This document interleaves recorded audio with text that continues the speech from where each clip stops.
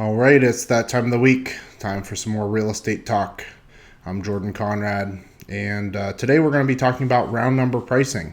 So, round number pricing is a term that probably sounds a little confusing, and you're probably wondering, where I'm going with this, but it's really exactly what it sounds.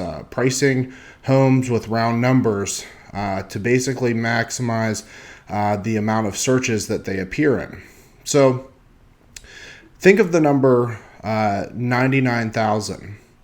That price, if you were going to price your home at 99,000, it would only typically show up in one search. So when people are searching for homes, it would typically show up in a search from 50 to 100,000, or maybe, depending on the real estate site, from 75 to 100,000. So what it wouldn't show up in is the search from 100,000 to 200,000 or 100,000 to 150,000.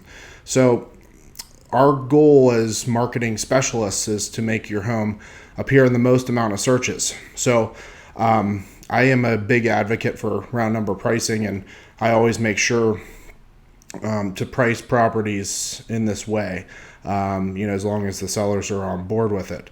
In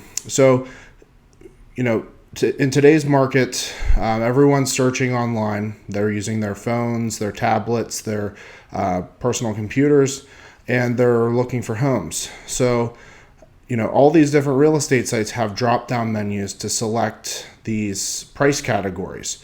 So we just need to make sure that we're pricing it in a way that it's going to show up in the most amount of searches. Agents will often price homes in a way that reflects what I was talking about, like the $99,900, because people are so used to seeing those types of prices and thinking that number of $99,900 sounds more attractive than $100,000.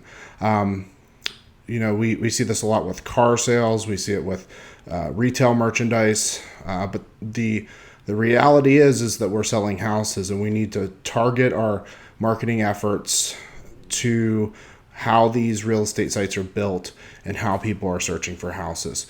So although it may sound like you're getting a deal if a house is $149,000 versus $150,000, the reality is that people are going to be searching from 100 to 150 and 150 to 200,000. So you want that home to show up in two searches, not just sound like it has a little bit lower of a price. So we're going to show you some examples here on some different sites so you can see exactly what I'm talking about. Okay, so we are on the website homes.com, and you can see I selected the price drop down here, and look at that. Minimum price 50,000, 75, 100,000. So no searching for 99,900. So again, if you have your price for your house at 99,000, if somebody selects 100K to 150K, not going to show up.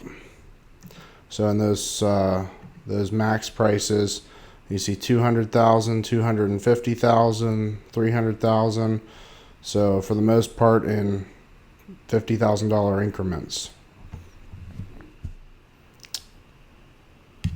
Okay, so now I'm on Trulia. Trulia and Zillow are both owned by the same company.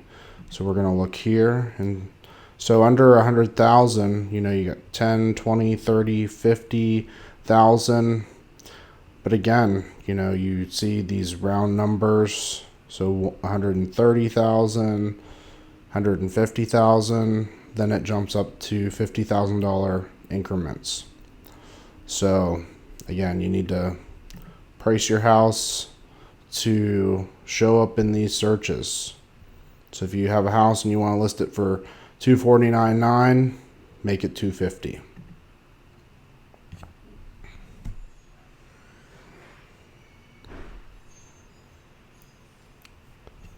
So now we're looking at realtor.com.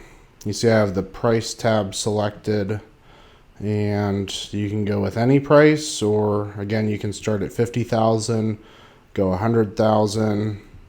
So realtor.com is mostly $50,000 increments, and based on what you select for the first one, it will give you suggestions again on round numbers for the max price.